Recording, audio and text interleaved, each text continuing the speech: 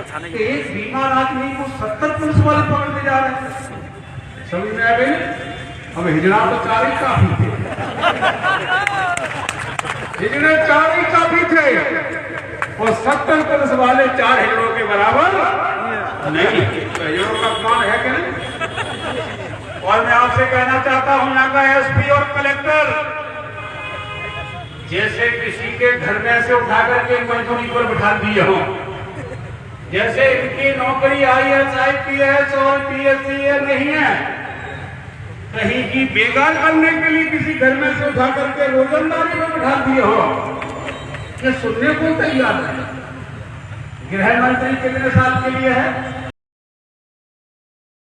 5 साल के लिए, ज्यादा जीत गए 10 साल के लिए।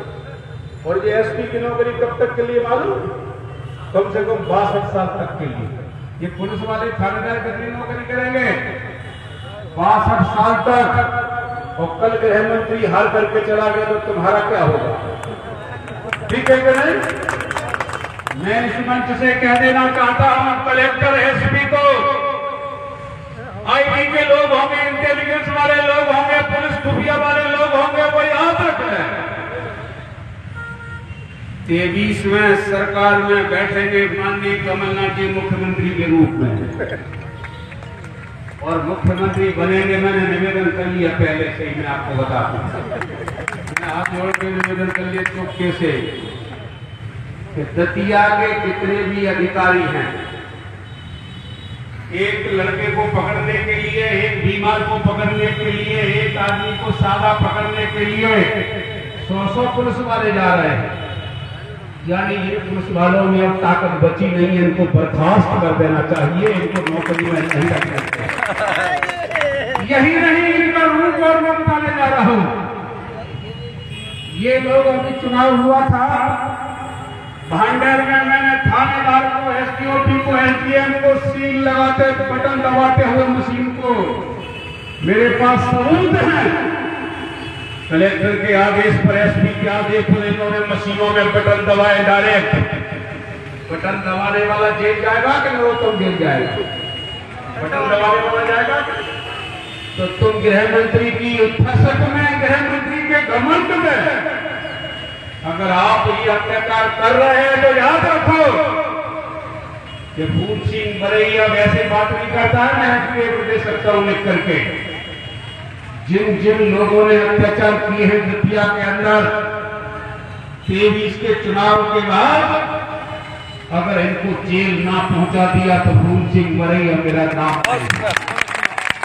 और इनके खानदान में ये तो नौकरी कर ही नहीं सकते, मैं आपको लिख के दे सकता हूँ, मैं दे सकता हूँ।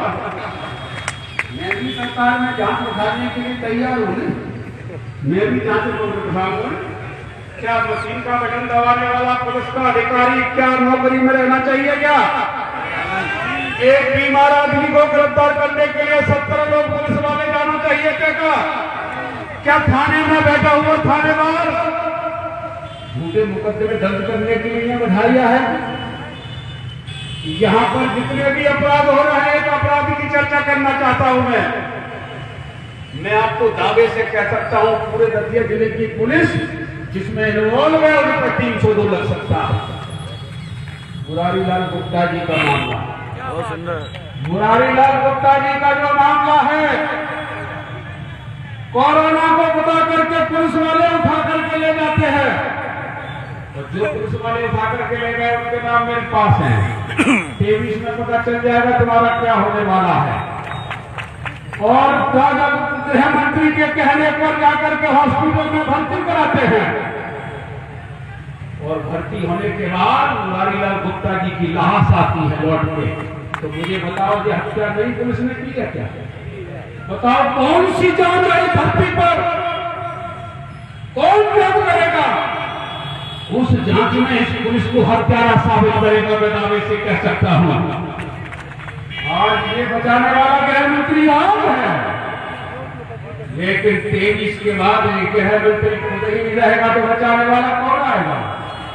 और मैं आपको बताना चाहता हूं, अकेला दतिया नहीं, दतिया जिले की एक भी सीट अगर भारतीय जनता पार्टी जीत जाए, मैं अपने हाथों से अपना मुंह काला कर जाऊंगा।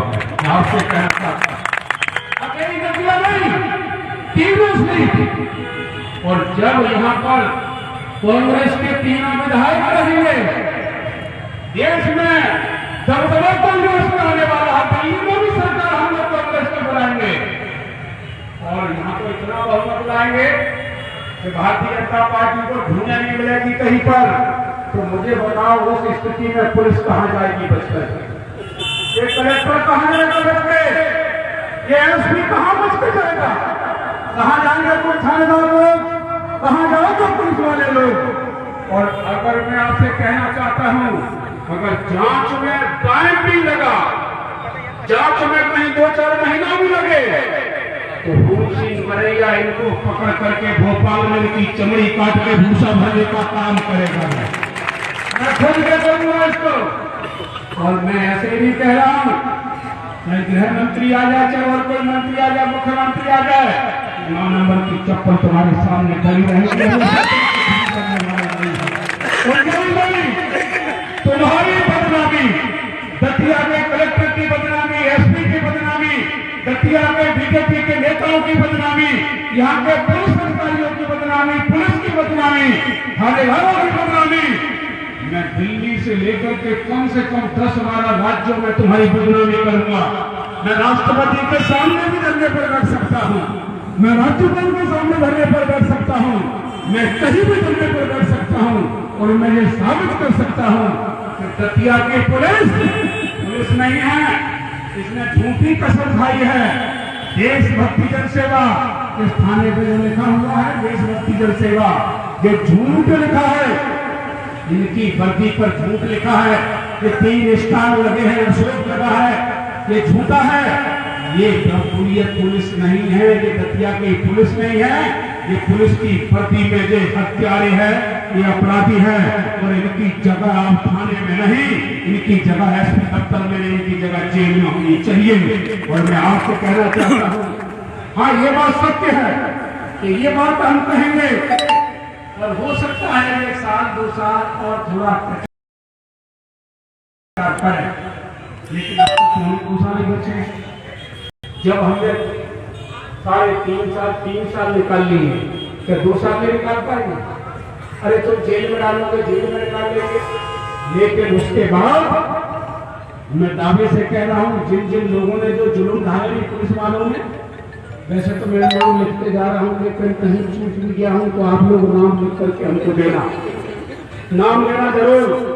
और इनके यहाँ नंबर भी होता है प्लेट पर, वो नंबर भी देना और नाम दे देना।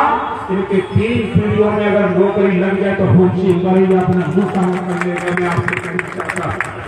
और राजेंद्र भारती जी, खरे जी, तमाम हमारे लड़ाई गुप्ता जी, बड्डे रावत जी, इनके मर्डर हुए हैं दतिया में। कमिश्नर मैं दावे से कह रहा हूं, कम से कम 7-8 मर्डर करवाए डायरेक्ट। अब जब हमें मालूम नहीं है मर्डर करने वाले को पता ही नहीं किया है तो हमने नहीं किया है, जांच तो क्यों कराएगी? इसलिए